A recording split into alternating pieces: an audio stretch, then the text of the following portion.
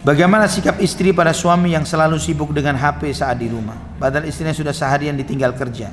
Istri butuh teman ngobrol, bahkan anaknya sering main sendiri. Namun istri sebenarnya sudah sering mengingatkan dan mendoakan. Barakallahu fiik. Ikhwah fillah rahimani wa rahimakumullah. Handphone ini ada manfaat, ada madaratnya. Namun jika antum merasakan bahwa madaratnya lebih besar, antum tinggalkan. Ya. Ada seorang syekh ketika sekali waktu, kan handphone ini yang sekarang disebut apa namanya? Smartphone ya. Ya, smartphone, handphone pinter. Gitu kan? Ada syekh yang dia ini pakai handphone yang lama. Kemudian sekali waktu dia digantikan oleh muridnya dengan handphone yang smartphone ini. Ini smartphone, ini handphone pintar. Antum pencet syekh, cari apa langsung ketemu, hadis langsung keluar, syarahnya langsung ketemu. Maka dicoba dipakai. Sekali waktu muncul iklan nggak bener, ya. Apa ini kok muncul seperti ini? Ya syekh, ini memang kelemahannya di situ. Kadang muncul iklan-iklan nggak bener dari smartphone ini. Sudah deh, anak nggak butuh handphone pintar, yang bodoh saja sini kata dia. Ya, anak butuh handphone yang bodoh. Ya, stupid phone boleh, nggak harus smart. Ya. Nah, antum jika melihat ikhwah fillah, ya, kalau misalnya handphone ini menjebak banyak waktu antum sehingga sibuk dengan HP, di rumah dengan HP, nanti minta, istrinya bilang sama suaminya, minta HP untuk bikinin kopi. Ya, ya, suruh HP-nya untuk bikinin kopi, untuk nyiapin sarapan, untuk nyetrikain bajunya, bersihin rumah.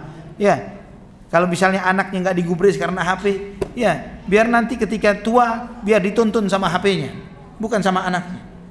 Ya, kalau mati biar dikubur sama HP-nya. Ya. Ikhwah fillah rahimani wa rahimakumullah. Nilai antum adalah apa yang antum tanamkan kepada keluarga yang ada di sekitar kita.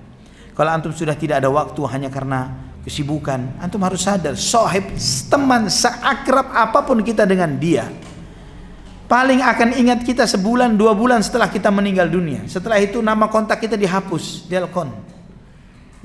Yang tersisa hanyalah istri dan anak-anak antum. Ya, istri kita yang masih ingat. Anak-anak kita yang akan masih mengingat kita. Teman, sahabat, bisnis semua akan sibuk dengan sendiri-sendiri. Tapi yang terus mengenang kita, istri kita dan anak-anak kita. Jangan sampai kita kehilangan momentum karena kita tidak punya kesempatan dan waktu dengan mereka. Kemudian setelah lewat waktunya, antum sudah ditinggal oleh teman, ditinggal sahabat, ditinggal kerjaan, dan antum mencari perhatian dengan istri dan anak. Anaknya sudah terbiasa tanpa antum. Ya, sudah terbiasa. Dulu anak waktu masih kecil nggak ada teman main, ya, antum nggak ada kesempatan untuk ngobrol, istri nyari teman lain, ya, teman nongkrongnya dan lain sebagainya, tidak ada kesempatan untuk bicara dengan suaminya, tidak ada kesempatan ngobrol dan lain sebagainya, sehingga ketika suaminya sudah pensiun, nyari teman ngobrol, istrinya lagi sibuk dengan arisan, sibuk dengan ini dan itu dan lain sebagainya, anak-anaknya sudah besar dan sudah tidak terbiasa dengan orang tuanya. Allahul musta'an. Dan antum yang bakal menyesal. Mumpung masih bisa kesempatan seperti jika antum merasakan bahwa handphone banyak menyita waktu, ini penting, ini itu dan lain sebagainya, antum harus memberikan pembatasan waktu, ya. Dan ini pun dalam ilmu-ilmu psikologi modern pun sudah banyak dibahas, bahkan banyak penyakit kejiwaan karena handphone, ya, yang kecanduan dan yang sebagainya, dan itu menjadi masalah kejiwaan yang berat. Bahkan di dalam banyak self management, buku-buku modern yang menjelaskan bagaimana seseorang itu harus mendetoks dirinya dari handphone.